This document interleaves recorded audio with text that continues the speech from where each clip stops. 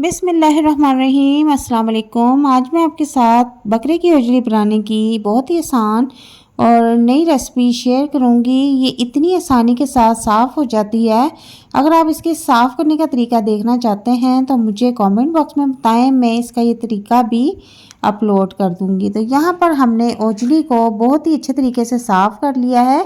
अब यहाँ पर पानी को हमने अच्छी तरह से गर्म कर लेना है। खोलते हुए पानी में हमने ओजड़ी को ऐड कर देना है। ठीक है, अब इसमें नमक भी ऐड कर देंगे। इसके बाद इसमें एक गट्ठी लहसुन की ऐड कर देंगे। लहसुन ऐड करने के बाद इसमें आधे चम्मच हल्दी भी ऐड कर दूंगी और इन तमाम चीज़ों को मिक्स कर लेंगे। इसमें जो जो चीज़ें ऐड कर रही हूँ उससे इसकी जो स्मेल है वो मुकम्मल तौर पर ख़त्म हो जाएगी। और अब इसके बाद अगली चीज़ जो है वो मैं इसमें लौंगे भी ऐड कर दूंगी। 3 से 4 अदद लौंगे इसमें ऐड कर देंगे और 1 चम्मच के करीब इसमें साबुत धनिया ऐड कर देंगे। अब इन तमाम चीज़ों को मिक्स करने के बाद इसको बॉईल होने के लिए छोड़ देंगे। कितनी देर तक बॉईल करना है? तकरीबन 4 से 5 मिनट तक इसको लाजमी बॉईल करना है। इसका जो पानी है ये हमने ज़ाया कर देना है। ठीक है, और इस तरीके से इसमें मैंने जो जो चीज़ें ऐड की हैं उससे इसकी स्मेल बिल्कुल ख़त्म हो जाएगी। स्मेल का नामो निशान तक नहीं रहेगा और ये बहुत ही टेस्टी और मज़ेदार सालन बनकर तैयार होगा। और बड़ी ईद आने से पहले ये रेसिपी लाजमी देख लें, सेव करके रख लें, आपके बहुत ही काम आने वाली ये वीडियो है।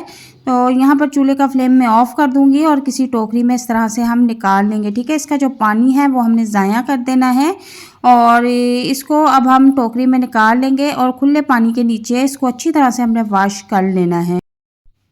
तो जब तक से हम इसको वॉश कर रहे हैं, तो अगर आप मेरे चैनल पर नए हैं तो काइंडली मेरे चैनल को सब्सक्राइब कर दें, बेल आइकन को प्रेस कर दें ताकि मेरी आने वाली इन्फॉर्मेटिव वीडियो आप तक लाजमी पहुंचे। तो यहाँ पर आप देख सकते हैं कि ये इतनी साफ़ हो चुकी है और इतनी अच्छी इसमें से मज़े की खुशबू आ रही है और अब इसका सालन बहुत ही टेस्टी और यमी बनकर तैयार होगा।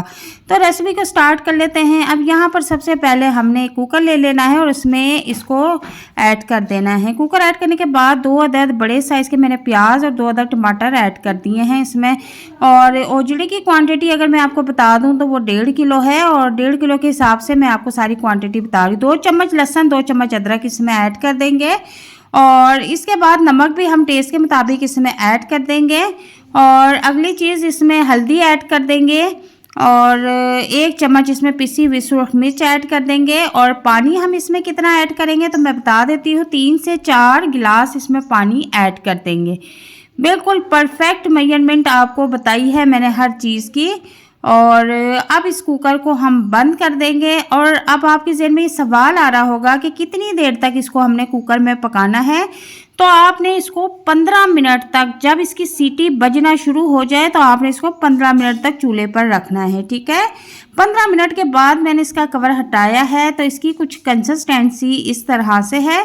पानी इसका तकरीबन सारा खुश्क हो चुका है, थोड़ा सा पानी इसमें चमकता हुआ नज़र आ रहा है। मसाला भी गल चुका है और जो ओजड़ी है ये भी बिल्कुल गल चुकी है। 5% तक मैंने कसर रखी है ताकि वो भूनते हुए पूरी हो जाए। ठीक है, यहाँ पर अब मैंने एक फ्राई पैन ले लिया है, उसमें 1 कप ऑयल ऐड कर दिया है। ऑयल में हम तेज़ पत्ता ऐड करेंगे, इसकी खुशबू बहुत ज़बरदस्त होती है। और आधी चम्मच के करीब मैं इसमें ज़ीरा ऐड कर दूँगी। इनको कड़कड़ाने तक पकाएंगे और जब इनकी प्यारी सी मज़े की खुशबू आना शुरू हो जाएगी तो इसमें हम ओजड़ी ऐड कर देंगे मसाले समेत। ठीक है, पानी तो इसमें बराए नाम है, तो हम इसको सारी की सारी जो है वो इसमें कढ़ाई में ऐड कर देंगे। अब इसको हम फुल फ्लेम पे भून लेंगे।